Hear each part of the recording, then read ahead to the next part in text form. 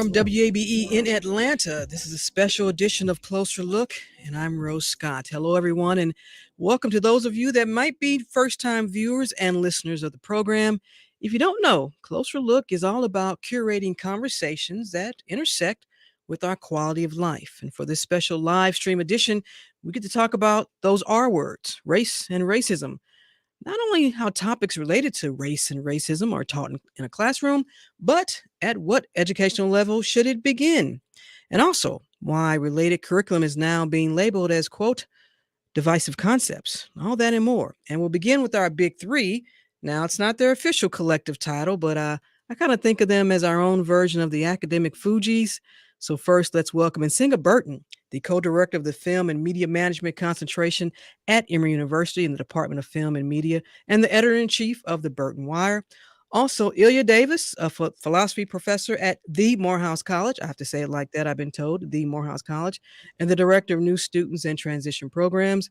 And Maurice Hobson, a historian and associate professor of Africana Studies and the vice chair of the Scholarship and Creative Board for Georgia State's Center for Studies on Africa and its Diaspora. They don't have T-shirts, but if they did, it would say Closer Looks Big Three. Welcome back to all of you. Thank you. Pleased to be here. And for our viewing audience, listen, I know you got questions and comments. Go ahead, put them in the chat portion of Facebook or Twitter or however you're listening, or YouTube, and we'll get to those as soon as we can. But I want to begin with this, and Professor Burton, you get to go first. When you hear this term, divisive concepts, what goes through your mind? Well, I think it's interesting what people perceive to be divisive and what qualifies as divisive and when. And the idea that if you actually study history, you study events through the lens of history. I study media through the lens of history. That in some way, shape, or form, that's going to automatically divide people based on where they may fall or their ancestors may fall in terms of who are the, for example, oppressors, or who are the oppressed. So I think it's I'm quite fascinated at this current climate where people are concerned about divisiveness, and concerned about its impact on different populations. And I'm interested in knowing more about where it's coming from, because we've been discussing these issues for a very long time, and people seem to be okay when people of African descent are the oppressed and have to live with that kind of information. But they don't seem to be okay when it is the other way around. So I find it interesting. Interesting. That's a good word. Professor Davis, what about you? When you hear that term, divisive concepts? Well, the term divisive concept seems incoherent without adequate context. And so I think people use it making assumptions and presume that people have the adequate context to understand the term. So, on the face of it, prima facie divisive, I wouldn't understand what you're getting at. Are you saying it undermines the integrity of truth? Are you saying it misrepresents history? And so I think uh, it needs to be more focused. So if I were to take advantage of the opportunity of my own interpretive lens, if you will, then I would have to say divisive in terms of undermining the integrity of history and adequate contextual basis. I say it doesn't do that. So when people talk about race, it does require place, time, and contextual understandings. Of course it does. So I think the push here has to be, what are you referring to? Under what context, time, place, location, and with whom you're engaged in conversation? Because divisive is usually understood to be a pejorative representation. All right, Professor Hobson. First and foremost, good afternoon. It's always a pleasure to be here. When I think of the term, or when I hear the term divisive concepts, the first thing I think of is, who has the privilege of naming it divisive? That's a privilege. That's a component of privilege. And as Professor Burton said before, and as Professor Davis said before, it really is one of those things to where those that are in power have the right to name when it comes to that. And when those that are in power are really focused upon to see what actions have taken place by those in power, then it becomes quote unquote divisive, because it places, it forces us to focus on the lens on who is deliberating this aspect of power, which can also work in terms of oppression. And we should note the reason why we're having this conversation. Well, there's a number of reasons why we're having this conversation, but mainly because we've last few years, we've seen, and they have been Republican-led legislation and state legislatures, and folks can argue about that all day, and you can send me your email, but we've seen that these are Republican-led legislation and policies regarding these divisive concepts, particularly on college campuses, and that's been increasing. Professor Hobson, I want to stay with you, because when you think of a college setting, an academic setting, that is where you want students to be critical thinkers, to have their own ideologies and reaction to what you all are teaching. You're not trying to make them feel a certain way, but you're certainly wanting to get them to have their own approach to something as it relates to race or racism. Dr. Hosman, you teach graduate students, correct? I teach graduate students. I teach undergraduate students, and I have an equation that I use to how I help students understand, issues around discrimination, and so isms. I use this equation: isms equals prejudice plus the use and the abuse of power. Power creates policy, and policy creates law. Now, the thing about that is, the reason I use isms is we can interchange that: ageism, racism, sexism, homophobism, whatever it is. What we're talking about is that there is a group that may be in power, but that also has a prejudice. And when they have a prejudice, they can assert their power to create policies to discriminate. So this is the concept that I often use. Now, I'm going to use something that is kind of easygoing instead of something more hectic. You act like we're in your class right now. Yeah. Well, listen, I am a Georgia State Panther sports fan, but I'm going to use the University of Alabama and Georgia for this particular perspective, okay? Because of a recent national championship experienced by the University of Georgia. I tell my students, I grew up in Alabama. If I'm an Alabama fan and you all are my students and you're Georgia fans, and when you turn in every paper, I give you an F on every paper. I don't read it. I just give you an F because I have this prejudice. Then what happens is at the end of the class, you get an F in the course. It's not done fairly, but it's based on a prejudice. And the fact that I have power as your professor, it then is able to it's able to create something that can be seen as discrimination. And so this is the thing about understanding, all aspects of isms equals prejudice plus the use and the abuse of power, is we have to understand it from an aspect of policy. And we also have to, we have to acknowledge our own privileges in terms of how we adjudicate on these things. Mhm. Professor Davis, are you able, as a Black man, you identify as a Black man, when you are teaching about race and racism, is your job to be objective, neutral, fair? Because as a journalist, I get all that, and I'll tell you my answer after you all finish. Well, philosophically, we're going to have a problem with objective, but I think I can understand the point being made. What I normally tell students, and if we're going to do the pedagogical thing, I'll say, what I say to my students, like Brother Hobson, is I tell them racism is seems to be similar to the way sexism functions for men, right? And so the idea is these are cultural ways of being in the world. We're all born into culture.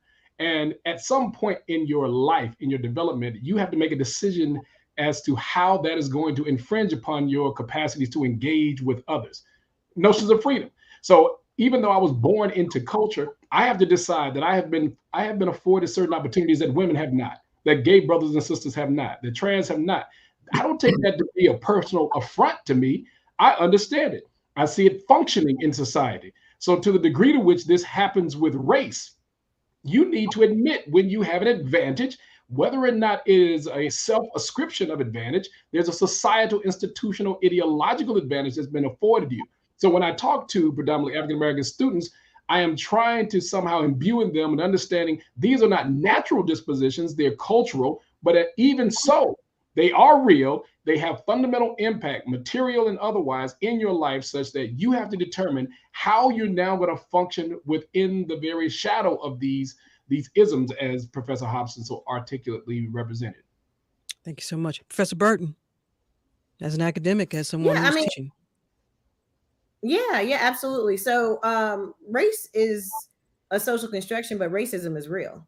And so, we can't pretend that now that society has evolved, allegedly, that we now no longer see race. It's not important. We don't have to be reminded of it. It's not a factor when the foundation of this nation has been based on racism and different categories of race, different, not just race, but gender, sexual identity, all kinds of categories.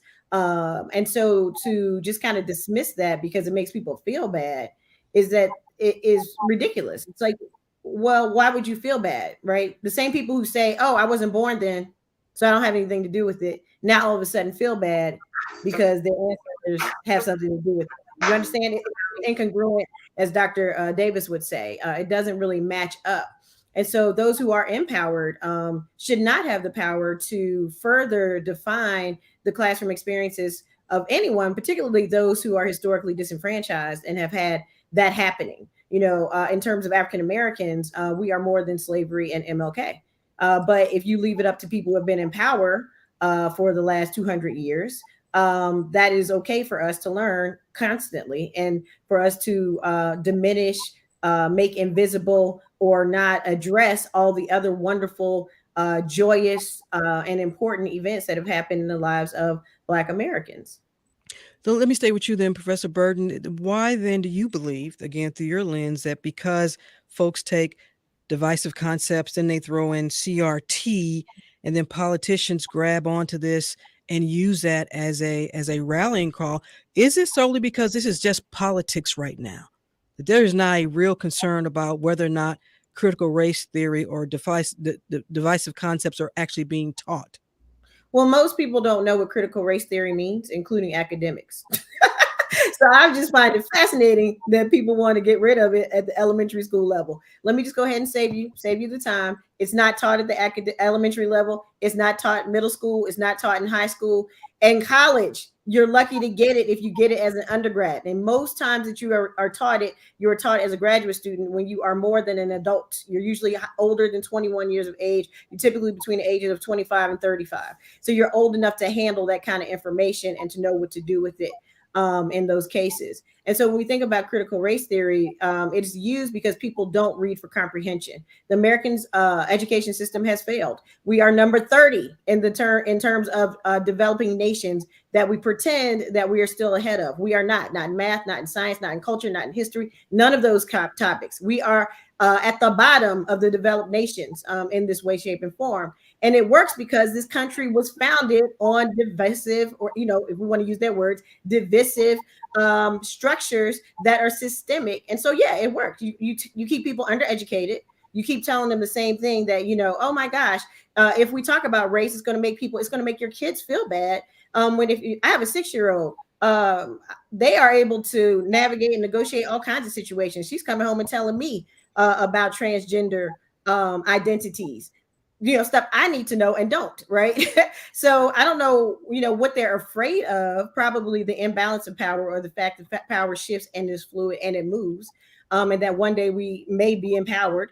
The likelihood is very slim if you talk about African Americans, because there aren't enough of us in this country.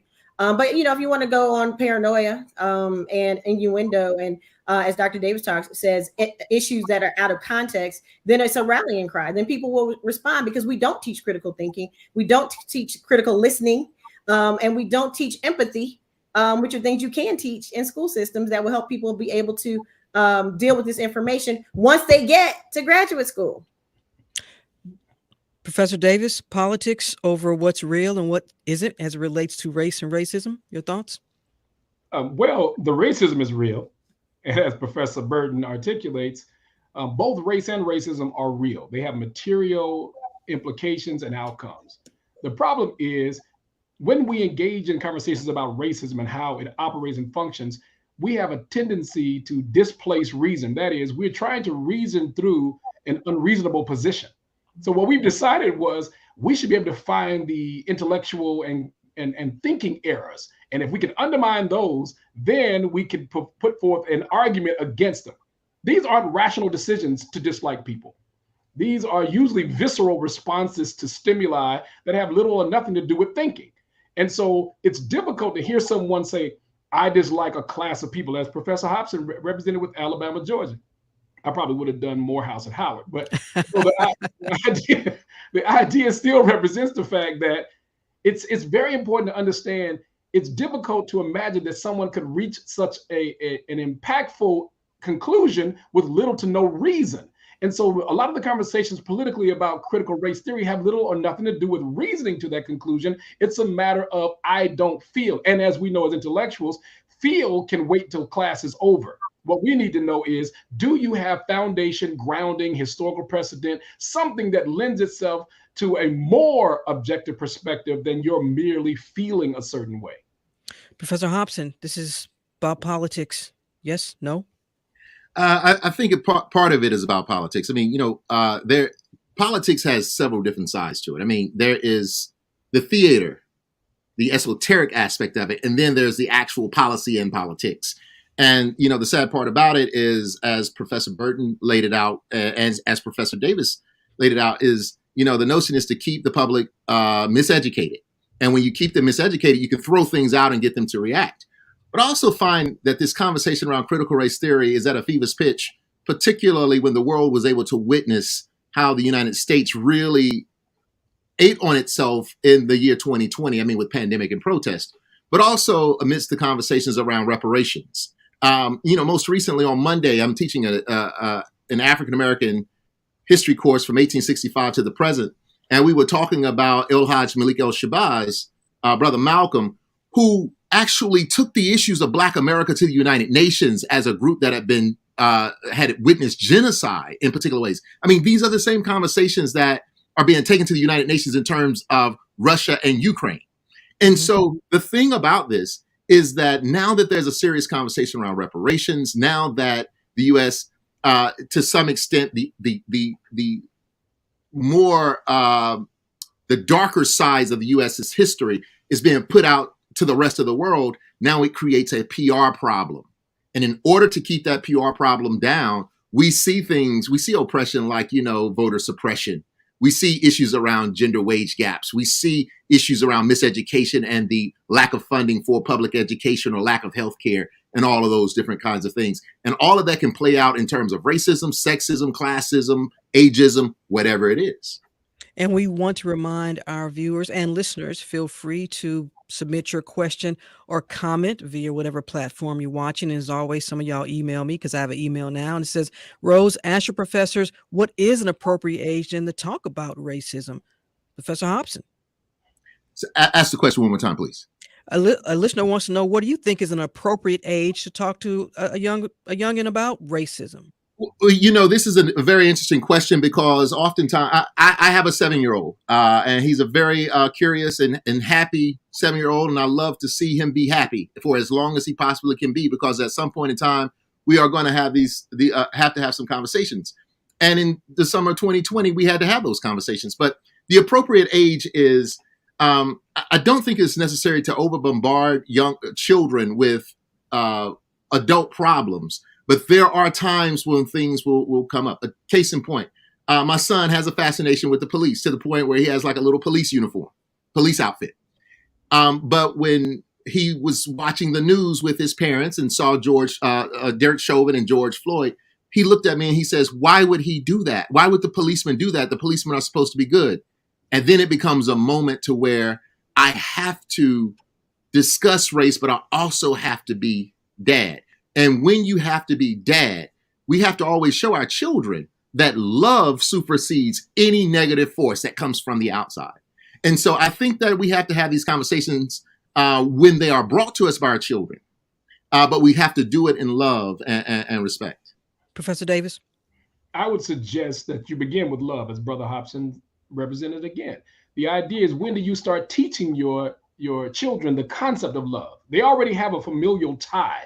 But when do you begin through language to articulate how those things may present themselves in the world? The second thing is, I believe you need to begin teaching as soon as they interact with others, because you do not want your child to engage a reality without the ability to, again, not knowing, but begin to understand that these types of events may transpire in their lives. So very quickly, one of my friends, his son, at his 6th grade, he was 6 years old. And he liked another young lady in his class who was not Black. She was white. He liked her. She went home and said she reciprocated that like. She comes back to school and tells the 6-year-old, I can't like you, you're Black, right? So that seems to have been an adequate, moment or representation of when you begin is when they interact with others who may offend their humanity. Now, you don't use the same language, of course not. But let's begin again. Let's go back to love. Teach them that love is present. Sometimes love is absent. When love is absent, this is what I want you to do. I want you to love anyway. I want you to love yourself. I want you to respect yourself, because others may not extend that to you. So it's important for us to always say, in light of modern technology, when is your child going to see offenses? And the last thing is, my daughters were looking at Without Sanctuary when they were 4, 5, and 6, this book. Yes. And I showed them the pictures and their question, Daddy, what happened? That allots for my ability to say someone chose not to love. They chose to hate. They chose to undermine the integrity and dignity of others. Don't ever engage in such an activity. Again, no adult conversation, but a conversation about how to extend your humanity from the age that a child can see and hear human offense. Professor Burton? Yeah, I mean, I co-sign on all that has been said. As a media scholar and media literacy, any opportunity that you have to talk about these important issues with your kids, you should take them. Most kids are smart and they're able to engage this type of information. Like I said, kids will go to school and come back with things and you're not even ready to talk to them about it, but they've gotten it at school, and not from a teacher or not from a curriculum, but from a classmate who might be transgender or what have you, right? I'm on the transgender thing because that happened. But my point is that, these things happen. So you have to take these opportunities and sit down and look at the cartoon, because cartoons are extremely violent. There you go. Are extremely violent. Look at the cartoon with your kids and tell them what is real, what is not real, and in their language in ways that they can understand, and give them the opportunity to engage with other groups of people. We have to be active And we have to be active parents. And so that means one of the ways that we teach love and we teach empathy is to have them engage with people who don't always look like them, who aren't always doing things the same way, who aren't always celebrating the same holidays and things of that nature. And so I think it's age appropriate. You know your children. You know what's appropriate for them. You know if they've had exposure to certain things or certain groups. You know if they haven't had that. You know if they're a little more frail, or if they're a go-getter. You know all those things about your kids. So you know what's best for your children and when it's best for your kids. But as a mother of a Black child, I always take the opportunity to talk to her because I know what she's going to meet out in the world. And people are like, "Oh, you're setting her up," or "Why would you saddle her with that?" Well, I'm 49 and I have yet to not have a microaggression passed against me on a daily basis for as long as I can remember knowing what a microaggression was. So until that stops, until I stop seeing it, until I stop hearing it, until I stop seeing other children experience it or talking to parents who experience that, I think you should talk to your children as much as you need to when it's age appropriate and as they can handle it. I do want to get your reaction to this because it just happened a couple of days ago here in Georgia, and the state legislature passed what was considered a divisive concept on college campus in educational settings. And I want to be very clear, and it is House Bill 1064 because it is quite vague, doesn't give you a whole lot, but there is something in there that's interesting where it talks about prohibiting race scapegoating and race stereotyping. And as they define race scapegoating means assigning fault or blame to a race or to an individual of a particular race because of his or her race. Like I say, very, very, very vague, but it goes on to say such terms includes, but is not limited to, any claim that an individual of a particular race consciously and by virtue of his or her race is inherently racist or is inherently inclined to oppress individuals of other races. That's actually in the statute. Professor Davis, you're smiling. What do you make of that? I really wish they could have taken an intro to philosophy from somebody. It's just bad. It's just bad. Why is that? Because there are multiple ways of approaching this. Let's look at one. Do I teach them about American history? It's just that easy. Do you tell them this? How did they get here? Why did they get here? It's really absolutely impossible to avoid those conversations. But if they try to, let's walk this way. To claim that you don't align, I guess, bad behavior with an entire class, that's fine. That's overgeneralization, of course. But the problem is, on the other side, the overgeneralization is anyone who's in the class of objects known as Black will suffer certain negative repercussions. So all white people did not perform, but all Black people are victim of performance that they do not choose. So the idea is you can suffer as a member of an oppressed group universally. You're eligible, even if some individuals will say, well, I've never experienced it, but you're eligible in ways. Sister Burton is eligible for certain treatment that I'm not. And I must be honest about that and says, because she's a Black woman, she's going to have different experiences. We're not trying to get into a suffering Olympics. Right. But what we are trying to do is give an account of the fundamental differences that allay certain fears of white people by saying, well, it's not me. Yeah, but lead, follow, or get out of the way is the old phrase. So you can't stand in the middle of the road. You can't be lukewarm. So the idea has to be, how is that you're going to understand the history of this country such that you will not tell the story in the best possible ways? And that is, how do you get John Punch 1640 in Virginia, right? He is now forced to be an enslaved Black for life when the two white servants merely went back to work. I mean, this is amazing. Do you skip those stories? Do you skip talking Frederick Douglass? Do you skip Absalom Jones? Literally what you're saying is something is transpiring that I don't want to talk about because it may make you feel uncomfortable. And I think that is anti-intellectual and disingenuous. Professor Hobson, I read some of the language in that bill, which, again, want to be fair, it has not been signed by Governor Kemp, but Governor Brian Kemp has indicated by all means that he will sign this legislation. I want to be clear, too, it does not write out ban CRT or even the 1619 project. Well, we'll get to it a little bit later, but you heard some of the provisions that I read there. But a part of the problem is this, too, is how we teach history K through 12 and in college. And let me tell you what I'm saying is, we all know the saying. In 1492, Columbus sailed the ocean blue. And we've allowed ourselves to think that history is full of these cliches and this narrative that has been kind of created. And I actually try to push against that. I do that with my with children in the community, with my own child. I do this with my college students. Is I always try to take young people into the archive. And what you do is when you take young people into the archive and you let them see evidence, you let them see archival data and evidence, it allows for them to come up with their own understandings of things. So I'm going to give you all an example of something. One of the greatest archives in the city of Atlanta and in the nation is right here on Auburn Avenue, the Auburn Avenue Research Library of African American History and Culture. In this, oftentimes I'll go and talk to my students and I'll say, how many of you all have heard of slavery? The students will raise their hands, and then I'll say something like, well, what do you know about it? And they'll go based on what they read in a textbook or what they heard. Well, what we'll do at Auburn Avenue Research Library is they have a set of shackles that enslaved a 5-year-old child.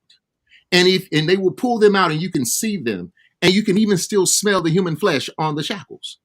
When a young person, black, white, LGBTQIA, blue, green, Muslim, Catholic, when they see that, gives them a whole different perspective. So it doesn't necessarily indict a race of people, but it does indict an aspect of the abuse of power. And so I think that one of the things that we must do is we have to be more inclusive in terms of how we're deliberating these narratives and taking our young people into the archives. Shout out to Auburn Avenue and the National Archives and Emory's Archives. I mean, great archive, the Atlanta University Center Archives. Shout out to all of those institutions. Professor Burton. I think, first of all, I can't see how anybody can sign this bill because it's so poorly written. And if you read it, I mean, I would encourage anybody, just read it. You can download it online. It is so vaguely written to be so broad that if it is signed into law, you can basically say, I don't like what you said. I don't like that you taught Columbus that he came to America, even though he died in the West Indies. So you're fired. I don't like that you made my son feel bad because Pocahontas was kidnapped when she was 12 years old, and we made her look like a grown woman in media. Over the years, we've highly sexualized her, and what this means for Native or Indigenous populations, and in general, and Native and Indigenous women specifically, right?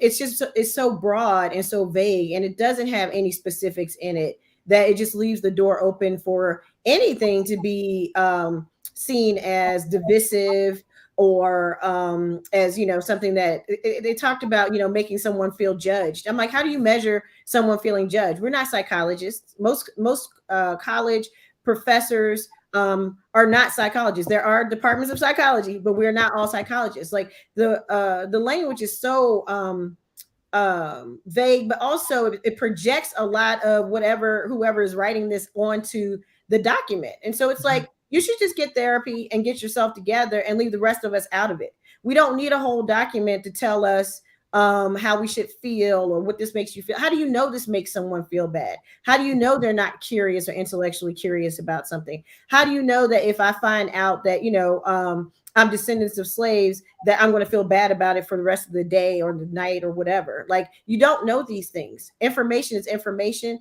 It's supposed to be provided with context, right? And then you are supposed to allow people, this is what we do in journalism, Rose, to make up their own minds, to come to their conclusions based on what Dr. Hobson is talking about and Dr. Davis, the evidence that is present, the evidence, factual evidence. So evidence-based learning, evidence-based research, whatever you want to call it, that is what is taught and should be taught.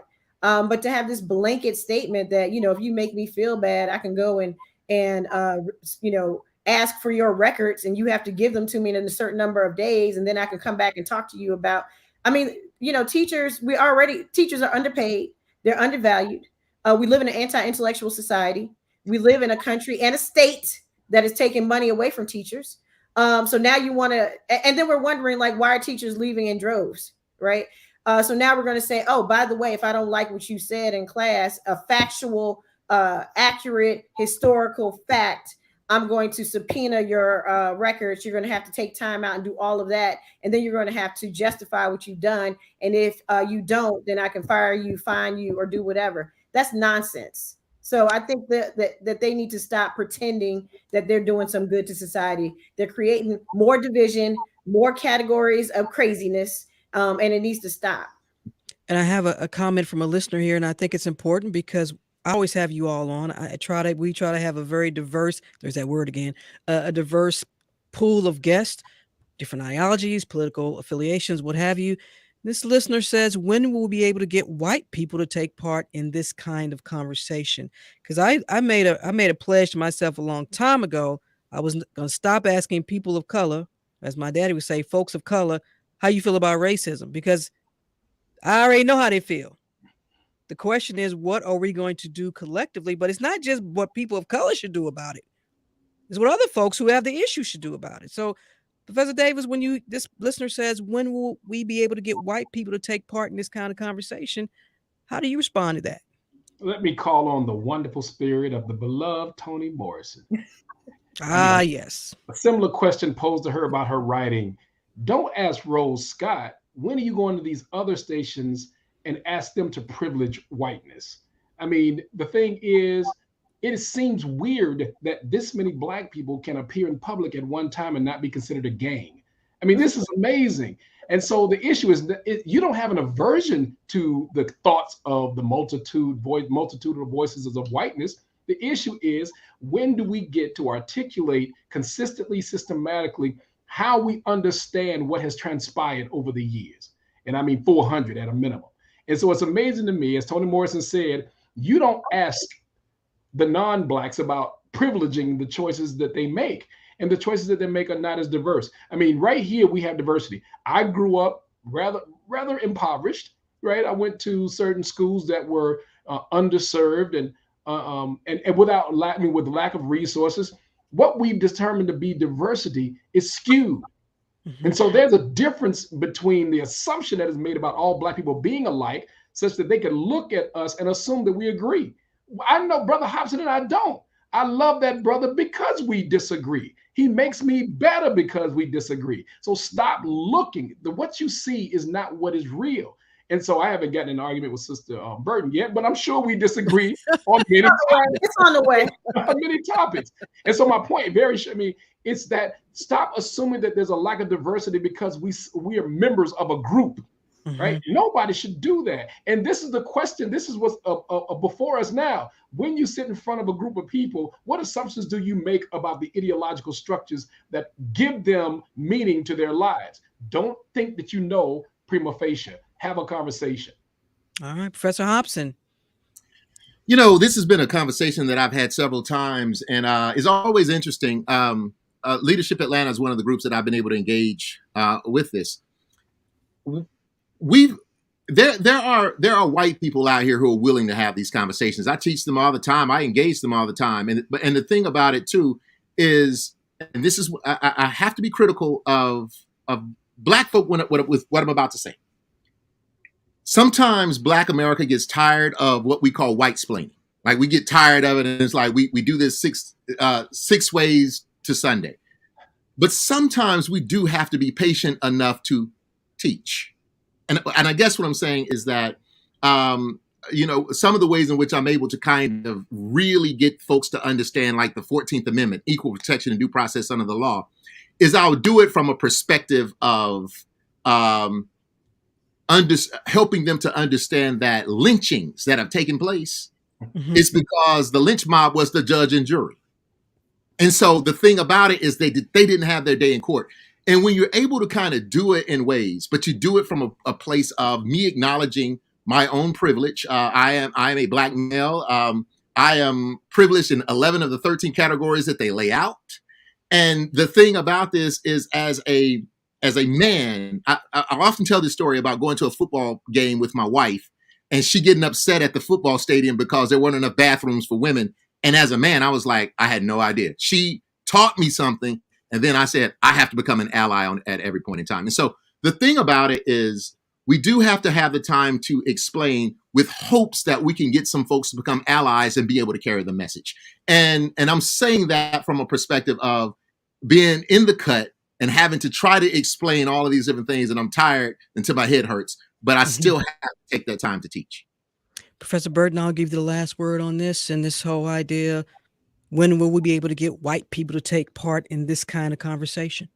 Yeah, well, Rose, first of all, I want to thank you because having a panel this diverse, and we actually are very diverse in thought. You should see our text threads. We're very diverse in thought. But this is rare. At one point, especially on television, especially on the news, you only had white people talking about race, right? And still, if you look at the national broadcasts, if you look at cable television, if you look at some channels in particular, it's still overwhelmingly white in terms of who gets to talk about these issues. So we live in Atlanta, and I often tell people Atlanta is not indicative or reflective of the rest of America. So, we love Atlanta because, you can have WABE, a local NPR station, and have 3 Black scholars at 3 different institutions on at one time, but that's highly unusual and highly irregular. Mhm. And so I would just caution the viewer to remember that we are in Atlanta, and this is highly unusual. And there are plenty of white people. We work with plenty of white folk who share our ideas, ideologies, philosophies that are critical race scholars, which people keep acting like it's just Black folks, but there are a lot of white folks who are critical race scholars. Some who are not as kind to people of African descent and what have you. But there are plenty of white folks who are writing books, who are presenting at academic panels, who are all over television talking about this very issue. But one of the ways in which this issue becomes a Black issue is because of how it's presented in media by those who are against critical thinking, critical race theory, and things of that nature. So they make it look like we are the only ones who are interested in this. We are the only ones who do this type of work. Thus, and so, because of how racism is a structure in our country, systemic, then it must be less than. Critical race theory is less than because Derek Bell is a Black man who came up with it, right? And so I would just let people know that there are lots of different populations. South Asian folks are killing it in this area. Mm-hmm. Who are doing this kind of work. And so there are white folks who are out there who are doing that work. And sometimes people need to hear this from white people. All right. They are the big 3 for the reason I told y'all. They're like my academic Fugees. I love it. And Singer Burton, the co-director of the Film and Media Management concentration at Emory University in the Department of Film and Media, and the editor-in-chief of the Burton Wire. Also, Ilya Davis, a philosophy professor at the Morehouse College and the director of New Students and Transition Programs. Maurice Hobson, historian and associate professor of Africana Studies and the vice chair of the Scholarship and Creative Board for Georgia State Center for Studies on Africa and its Diaspora. As always, compelling conversation. I'm going to get y'all some shirts that say Closer Look's Big 3 just for y'all. Thank you so much. We're back in a moment. Hang with us.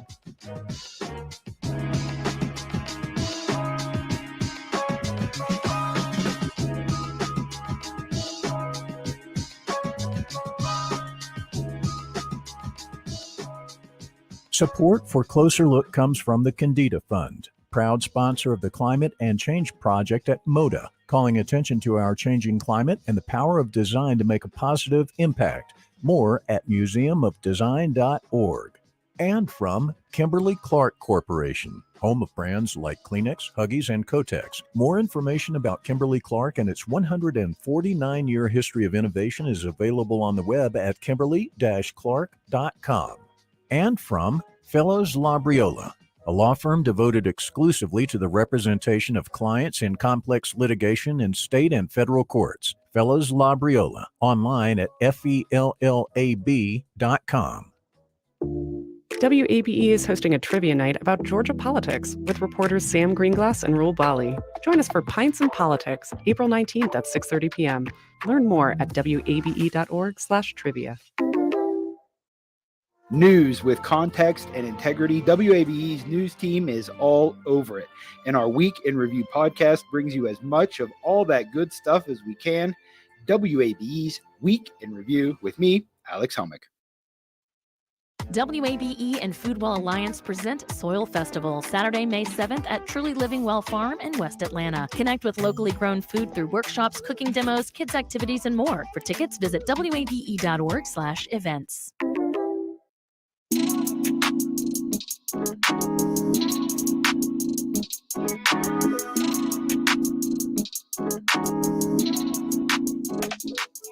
From WABE right here in Atlanta, this is a special edition of Closer Look, and I'm Rose Scott. As we continue with today's conversations regarding the teaching of topics related to race and racism, I'm joined now by Pulitzer Prize winning journalist and author Nikole Hannah-Jones, creator of the 1619 Project and staff writer of the New York Times Magazine. As many of you know, Nikole Hannah-Jones continues to cover topics including racial injustice here in the United States. Nikole Hannah-Jones, welcome to Closer Look. I appreciate it. Thank you so much for taking the time. Thank you so much for having me. Well, I should have had you in that first segment. It was lively. We could have had a big old party. Let's begin here through your lens. And I say that a lot on this program. The difference between teaching about racism and educating about racism. How do you see that? It's an interesting question. Clearly, those two things are related, but I think teaching is, in some ways, just giving certain facts, but not really helping to provide analyses with those facts, not contextualizing those facts. So you can teach something and someone can still come away not educated about it. You can teach that racism happened. You can teach that, certain facts of our history, but that doesn't mean that the child is ultimately coming away educated about how racial injustice works, how systemic racism works, or even the prevalence of anti-Blackness in the American story. So I see those as being the difference. You've said on a number of occasions, and I've heard you speak, you've said that, I'm going to quote you here, race and racism is foundational to the United States. Before there was the United States, it was decided that Black Americans would not be treated as human beings, but as property. And that alone has been targeted by so many. And I know you get this question a lot, and so forgive me, but I think it's important through my lens as the journalist and the host that people understand why you begin with that when we have this whole conversation about how we talk about this. Well, because it's true. And that's why I don't understand. I mean, the 1619 Project is a series of essays making an argument. And you can certainly disagree with some of the arguments that we're making. You can say, well, I don't find those arguments to be convincing for whatever reason. But you can't argue with pure facts of history. And the pure facts of history are that every other American who immigrated to the United States came here because they chose to come here. That Black people, African people were the only people who were being sold against their will, and who had the codification of laws that were defining and constraining their lives based on race. And that begins in 1619.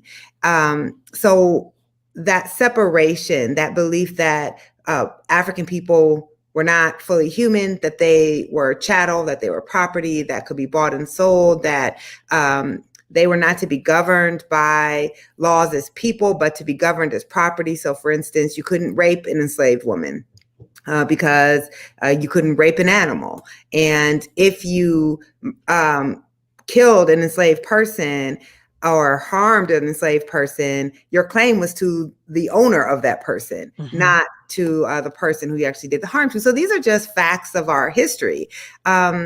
Slavery, African slavery, racialized slavery predates the founding of our country by 150 years.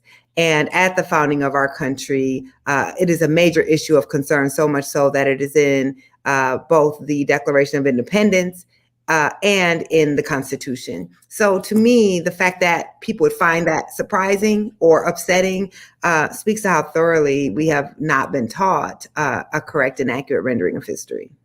And I'll ask you one of the same questions I asked the guests of the first segment, because now we've seen, not just here in Georgia, but other states too, in terms of legislation or policies in an attempt to restrict or ban what's considered divisive concepts. And I asked them that, I'm going to ask you that. And when you hear that term, what are you thinking? Well, we should be clear that these so-called anti-critical race theory laws are anti-history laws. They are memory laws. Anti-CRT has been an immensely successful propaganda campaign, and the laws are meant to be vague. They are intentionally vague. They are designed to appear not to do what it is that they're doing, and they are designed to be enforced in a very arbitrary way. So what is a divisive concept? None of us know. But what we do know is it's signaling to white parents, particularly, that if there's a histories, if there are lessons that you think are uncomfortable, that those lessons can be targeted. So let's just think about this idea. In my work, I get accused of creating divisive work. Mhm. And the idea behind that is that work that actually points out the facts of racism, the facts of racial inequality, the facts of our history is divisive, but not talking about those things, even though those things are still shaping our society, even though we have grave inequality, even though people are voting on racial issues. But if we don't talk about them, then that is somehow unifying. So that is what this language is about, is to pretend that those who actually want to acknowledge and address racial justice or injustice are the people who are dividing us, and those who want to benefit from the systems but pretend they don't exist are the ones who are unifying us. And so often, then that folks get a lot wrong about what is critical race theory, what it's supposed to be and what it's not. And then you have to counter with, well, let me tell you what it is not. And what do you tell them? I don't spend a lot of time saying what critical race theory is not, because again, I think to do that is to engage in the propaganda campaign on the terms of the propagandists. What I do say is critical race theory is a sophisticated analysis of American society that seeks to understand why 60 years after the end of codified legal discrimination, we still see so much racial inequality. And it simply argues that structures that were put in place over the course of 350 years still shape society, whether individual white Americans are racist or not, that those structures are self-replicating. And I don't, again, think that that's a radical thing. I think that when advocates played on the terms of propagandists by spending a lot of time saying, oh, critical race theory is not being taught in schools, it's not being taught in schools, instead of saying it should be taught in schools, that we should teach our children a sophisticated analysis of their societies, that this is not something dangerous. We played on the terms of people who wanted us to be on the defensive about something that actually is not something that should be prohibited from being taught. I have a question and a comment here from a listener who says the fact that business and industry, chambers of commerce, for example, which have come out against the so-called Don't Say Gay bill, religious freedom bills, etc., have been completely silent on these anti-CRT bills. In Georgia, students have been very vocal in voicing opposition to the bills, but big companies that came out in support of Black Lives Matter, etc., are suddenly silent. And these students are their future employees. Ask your guest how she feels about that, or does she have a reflection on that? Yeah, this is something that I've been talking about quite a bit. I believe that businesses should be coming out strongly against Don't Say Gay. I think they should be coming out strongly against these anti-trans bills that are targeting trans children and their families. But I also, of course, have noticed that there has not been a massive pushback on behalf of corporations against these anti-history laws, which are seen to be targeting Black Americans. And I want to see some good analysis of why that is. I have my thoughts about why that is. But for instance, in Florida, the same day that DeSantis signed into law the Don't Say Gay bill, he also signed into a law that prohibits corporations from doing diversity and inclusion training. Mm-hmm. Now, that law is specifically targeting business, and yet Disney did not come out against that bill. So I think there's a lot of questions around what is acceptable and what is not. And gay Americans are extremely targeted. What I've been saying is all of these bills are really trying to stoke resentment against marginalized groups for political gain. And they tend to target, Black folks, trans folks, gay folks, all at the same time. I just wish our allies were willing to fight as hard against all of those areas. And I have another question here from a listener who wants to know, with your 1619 project, could you even read it correctly? Could you even have anticipated the backlash, Ms. Hannah-Jones? No. Yeah. I mean, I knew that there was going to be some backlash, of course. I mean, some of this was predictable. You don't create a project like this in the New York Times that argues that we were founded on slavery and not freedom, that Black people have been the most democratizing force in the history of this country, and not expect pushback. But I could not have imagined, that the project would be banned all over the country, including attempts to ban it in Georgia, Florida, Texas. That I would be targeted by everyone from Donald Trump to powerful senators to the Secretary of State under the Trump administration. No, I couldn't have predicted any of that. I want to ask you another question to ask the big three too. When we start talking about race and racism, and they all agreed that, you know what, maybe you start cradling this conversation in love first, particularly with little ones. What is your viewpoint on should we start talking about racism with students? As soon as students are able to observe their world. I mean, this is the thing when white parents have the luxury of saying, we have to wait until a certain appropriate age to introduce these ideas to their children. Black parents, Latino parents, Asian parents, Indigenous parents, we don't have that luxury because the world is going to introduce this to our children. And so we have to decide, as I did, we were talking about, I can't remember when we weren't talking about race. My daughter got her first book on slavery when she was 3 years old. We've always talked about the civil rights movement. We've talked about, what's happening in society, because I needed to build in my child an understanding of how the world would perceive and treat her before the world did that to her. So one thing that you find, if you spend any time around children, they are capable of quite sophisticated analysis. They have a strong sense of right and wrong and what is fair and what is just. And I think we can introduce in age appropriate ways, of course, all of these concepts to children from a young age. Let me ask you, Nikole Hannah-Jones, because with what you just said in terms of the backlash, is there a different conversation that you have when it's people of color or Black folks, if you have encountered that took issues with the 1619 Project? Yeah, I mean, most of the criticism of the project has not been Black folks, obviously. Sure. And I would say the most legitimate criticism from Black folks has been that perhaps the project is too patriotic. Really? That, yeah, some folks believe that in some ways the project buys into these ideas of American exceptionalism. It just places Black people as kind of the heroes in the story. So there's been some criticism in that way. But the criticism, and I'm willing to have that conversation. I don't necessarily agree. And I say all the time, I'm conflicted even about some of the arguments in the 1619 Project. I mean, I would hope that any major ambitious work would be up for debate, and that, like all major intellectuals, that your mind changes over time, that you don't think the same way about things throughout your entire life.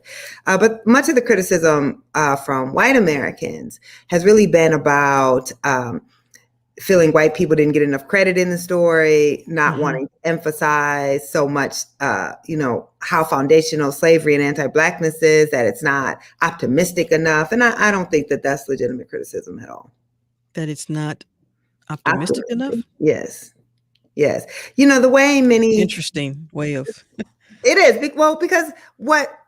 the second to the last essay in the book is written by Ibram X. Kendi, and it's called Progress. And I think it really taps into this kind of fundamental aspect of American identity, which is this belief in progress. And so we're okay to say, yes, things were bad back then, but we worked really hard and we were always making progress. So things are better than they used to be, and they're going to keep getting better. So why do you have to keep focusing so much on the ugly things? What about the great things that this country has done?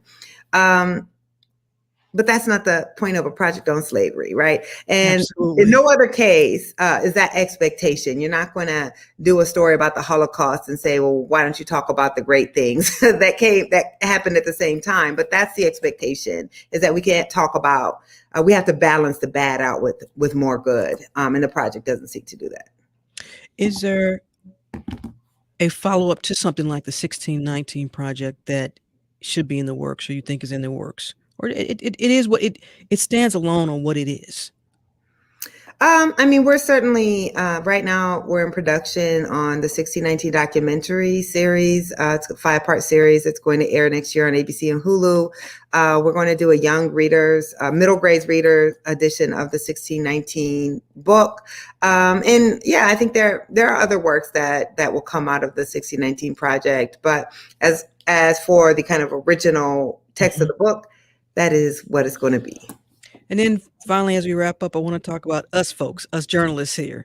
And what have you noticed how even journalists, in terms of talking about the 1619 project or CRT, are there concerns you have that maybe we're not doing enough, or perhaps we're not even defining it accurately? And then there's some folks don't even know anything about the project. They just know there is a project, but they have not took a deep dive into the project. Yes. I mean, I find in general, much of the reporting, both about my project and this concept of critical race theory overall is lacking in sophistication.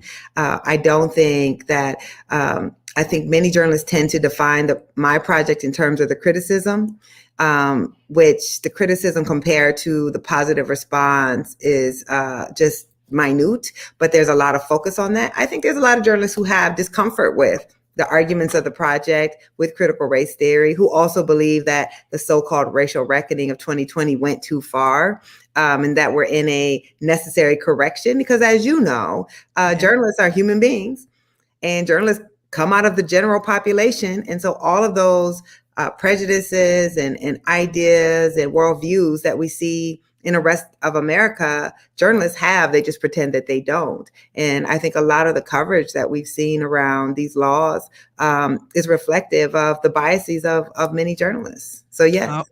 I always say my job is to be fair, not to be objective. And woof, you see the emails. That's right. Fair and accurate. That's what I say. That objectivity is possible, but fairness and accuracy is something to strive for. And it also goes back to someone that we always pay homage to, which is Ida B. Wells. So we know that. Absolutely. Nikole Hannah-Jones, thank you so much for taking time. I really appreciate it. If folks want to find out more about the 1619 project, I feel silly saying this, but you can go ahead and tell them how to find out. Yeah, you can go online at the New York Times, just Google 1619 Project, and the books are available everywhere that you sell books. So support your independent bookseller. Thank you so much. That is it for this special edition of Closer Look. Thanks to all of you who joined us virtually, and of course to our guests, our producers, Janine Etter, LaShawn Hudson, and Daniel Razel. Our engineer is Kevin Rinker. Today's live broadcast was produced by Samantha Killebrew. For more information about this program, check out our website, wabe.org/closerlook, as well as in our podcast. So subscribe to Closer Look wherever you like. Stay tuned to 90.1 WABE Atlanta. I'm Rose Scott. Thank you.